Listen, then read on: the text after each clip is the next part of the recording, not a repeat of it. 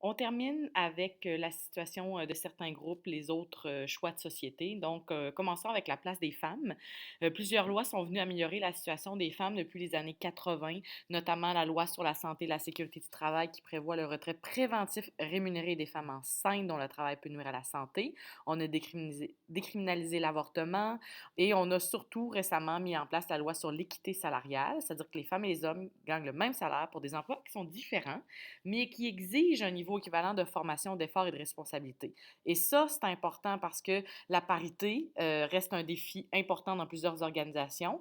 En 2016, le nombre de femmes qui détenaient un diplôme universitaire était de 19,1% des femmes. Donc, il y a plusieurs femmes qui détiennent un diplôme universitaire, mais le salaire moyen des femmes qui possèdent un diplôme d'études secondaires ou supérieures est moindre aux hommes.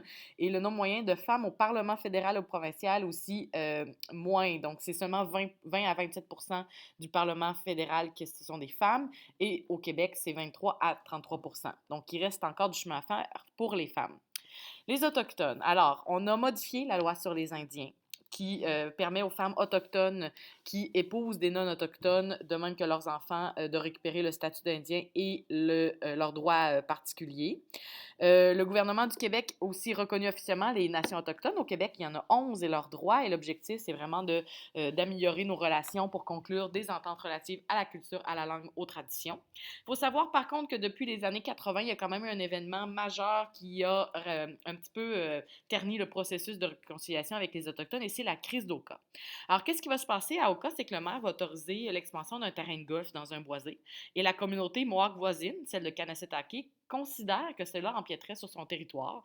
Alors, on négocie, mais ça avance pas. Alors, les Warriors de Kanessetake vont prendre les armes, ériger des barricades, bloquer une route, le pont Mercier.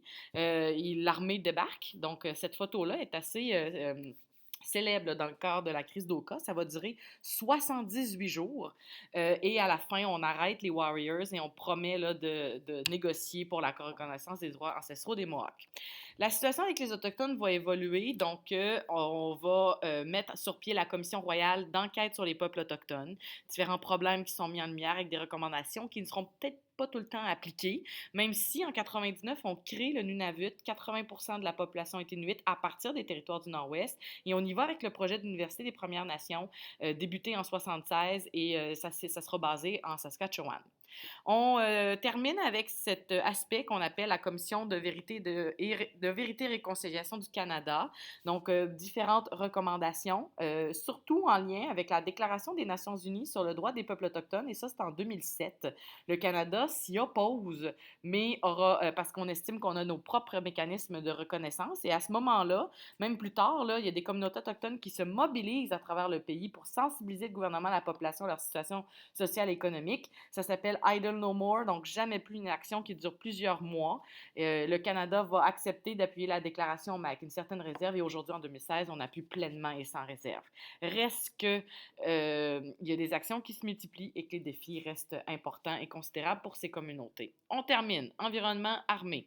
Alors, question environnementale. On est de plus en plus conscientisé aux questions environnementales, surtout avec les médias qui nous alertent sur les pluies acides, la couche d'ozone, les déversements toxiques dans les grands lacs, gaz de schiste, donc pétrole aussi dans les sables bitumineux, réchauffement climatique. On est conscientisé. Il faut savoir aussi qu'au Québec, c'est le lieu où on a signé le protocole de Montréal en 87 pour limiter l'usage des gaz CFC qui sont la cause de l'amincissement de la couche d'ozone.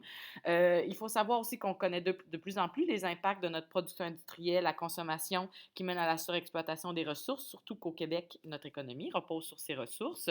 On génère des déchets, nombreuses activités qui entraînent la pollution de l'eau, de l'air et des sols. Donc, de plus en plus, on est conscientisé. On a créé le ministère de l'Environnement du Canada, du Québec. On a mis en place différentes mesures pour mesures environnementales, notamment avec le système de gestion des matières recyclables, mais ça reste que cette inquiétude-là, quant au sort de la planète, persiste en dépit des mesures prises pour protéger l'environnement. On termine en parlant de l'armée. Alors, l'armée canadienne s'est impliquée dans différentes missions de paix. Donc, le Canada, avec les casques bleus. Et le Canada en est à l'origine des casques bleus. Donc, ce sont des troupes de l'ONU qui regroupent plusieurs pays pour participer à des missions pour protéger les populations civiles. On a participé à des missions en Yougoslavie, en Sierra Leone, au Congo, au Rwanda. Et le Rwanda était une mission particulièrement compliquée et dangereuse. Mais on remarque que le nombre de casques bleus canadiens va diminuer parce qu'on va surtout partir maintenant à des missions de combat. Donc, objectif de combattre des gouvernements étrangers qui peuvent atteindre la sécurité mondiale ou on veut déloger des groupes terroristes, comme ça a été le cas en Afghanistan, en Irak, c'est encore le cas en Syrie, ça a été le cas en Libye.